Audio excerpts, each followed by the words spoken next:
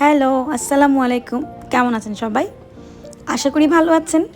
চিংড়ি দিয়ে লাউ এবং চিংড়ি দিয়ে মিষ্টি কুমড়া দুটাই কিন্তু অনেক মজার খাবার, আমাদের বাঙালিদের অনেক পছন্দ। আমি আজকে নদীর ছোট সাইজের চিংড়ি দিয়ে মিষ্টি কুমড়াটা কীভাবে মাখা মাখা ঝোল করতে হয় সেটা দেখাবো আপনাদের। চলুন তাহলে রান্না স্টার্ট করি। এখানে আমি একটা প্যান নিয়ে নিয়েছি, প্যানে আমি সর্ষের তেল দিচ্ছি। আমি আমার বাসাতে না সর্ষের তেলটাই খাই, আপনি এখানে যে কোনো কুকিং অয়েলটা ইউজ করতে পারবেন। আমি পেঁয়াজ কুচি দিয়ে নিচ্ছি, পেঁয়াজটাকে একটু লাল করে ভেজে নেব। কুমড়োটা কিন্তু এমনিতে একটু কুক হয়ে গেলে বয়েলড হয়ে যায়, একটু মাখা মাখা থকথকে ভাব চলে আসে। এজন্য কুমড়ো রান্নায় কিন্তু খুব বেশি মশলা দিতে হয় না, অল্প মশলা দিয়ে কুমড়ো রান্না করলে তখনই একটা থিকেন কনসিস্টেন্সি চলে আসে। এখানে আমি একে একে পেঁয়াজ বাটা, রসুন বাটা এবং একটু খুব সামান্য পরিমাণে আদা বাটা দিয়ে দিলাম। তেলের উপরে এই মশলাটা একটু ভালোভাবে ভেজে তারপরে পানিটা অ্যাড করব। পানি অ্যাড করার পরে যদি হলুদ এবং মরিচি গুঁড়োটা দেওয়া হয় তাহলে কিন্তু এটা বার্ন হয়ে যায় না। এই রুলসটা ফলো করলে আপনি দেখবেন আপনার যে পাউডার মশলাটা থাকে সেটা কখনো পোড়া ফ্লেভার আসবে না, তেতো হবে না এবং কালারটাও ডার্ক হয়ে যাবে না।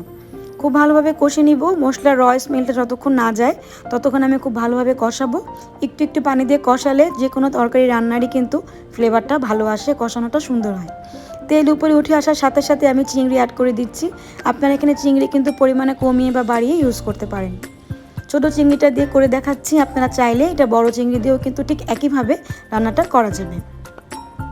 কাঁচামরিচ অ্যাড করে দিয়েছি। এবার দিয়ে দিব মিষ্টি কুমড়া। মিষ্টি কুমড়াগুলোকে আমি ছোটো ছোটো কিউব করে নিয়েছি। এভাবে সাইজ করে কাটলে আমার কাছে দেখতে ভালো লাগে, এই জন্য আমি এভাবে কেটেছি। অনেকে চাইলে কিন্তু এর চেয়ে বড়ো করে কেটেও মিষ্টি কুমড়া রান্না করতে পারে। মিষ্টি কুমড়া রান্নার একটা টিপস কি জানেন? টিপসটা হলো আপনি খুব ভালোভাবে কষে নিয়ে পানিটা খুব অল্প করে দিবেন। যদি আপনি একটু ঝোল যতটুকু চান ঠিক সেই পরিমাণে পানিটা অ্যাড করলে না কুমড়োটা একদম গলে থকথকা হয়ে যাবে না একেবারেই। খুব ভালোভাবে ঢেকে ঢেকে একটু কষে নিব। কষে নেওয়ার পরে তখন দেখবেন প্রায় অর্ধেকটাই কুমড়ো সেদ্ধ হয়ে এসেছে। তখন আমি যতটুকু ঝোল চাই তার চেয়ে একটু বাড়িয়ে পানিটা অ্যাড করলেই কিন্তু কুমড়োটা কখনোই গলে যাবে না। আর মিষ্টি কুমড়ার যদি আপনি তরকারি রান্না করেন তাহলে কিন্তু তরকারিটাকে গলে যেতে দেওয়া যাবে না। আর যদি আমরা কুমড়োটাকে একটু ঘন্ট করি সেক্ষেত্রে কিন্তু কুমড়োটা কুক করার জন্য বা একেবারে স্ম্যাশ করার জন্য পানির পরিমাণটা একটু বাড়িয়ে কমিয়ে নেওয়া যায়। আমার তরকারিটা বলক এসে পড়েছে। ধনে পাতাটা অ্যাড করবেন। মিষ্টি কুমড়া অথবা লাউয়ের তরকারিতে কিন্তু ধনে পাতাটা মাস্ট ইউজ করবেন, দেখবেন একটা অসাধারণ ফ্লেভার আসে। ধনে পাতাটা দিয়ে খুব বেশিক্ষণ নাড়বো না, গ্রিনিশ ভাবটা থাকতে থাকতেই দেখুন আমি ঠিক এই পরিমাণ ঝোল থাকতেই নামাবো। নামানোর পরে কিন্তু এই ঝোলটা আরও অনেকটাই টেনে যাবে। ব্যাস হয়ে গেল আমার মিষ্টি কুমড়া দিয়ে চিংড়ি মাছের তরকারি। এই মাখা মাখা ঝোল দিয়ে মিষ্টি কুমড়া দিয়ে গরম ভাতের সাথে খেতে কিন্তু অসাধারণ লাগে।